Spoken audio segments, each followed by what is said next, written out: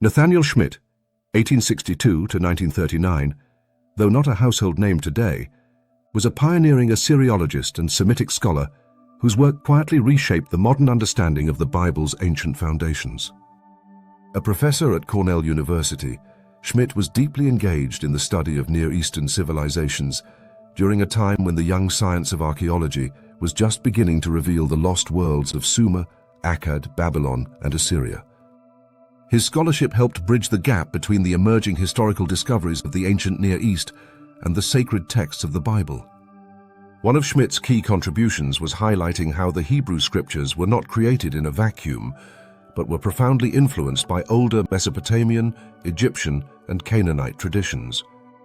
As ancient libraries, like the famed library of Ashurbanipal at Nineveh, were unearthed, scholars began to realize that stories of creation, the flood, divine kingship, and law codes had deep antecedents in Mesopotamian mythology and legal traditions.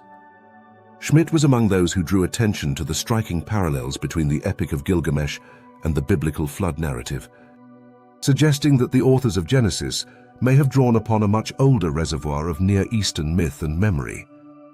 Moreover, Schmidt emphasized the importance of viewing the Bible through the lens of historical development. He proposed that the biblical texts evolved over centuries, reflecting the religious and political shifts of the Israelite people rather than a static, once-for-all divine dictation. In this way, the Bible could be seen as a living tapestry, one woven from the threads of many neighboring cultures, historical experiences, and evolving spiritual insights. Perhaps most importantly, Nathaniel Schmidt championed a scholarly approach that was both reverent and critical. He did not seek to diminish the Bible's spiritual authority. Rather, he believed that understanding its ancient sources could deepen its meaning.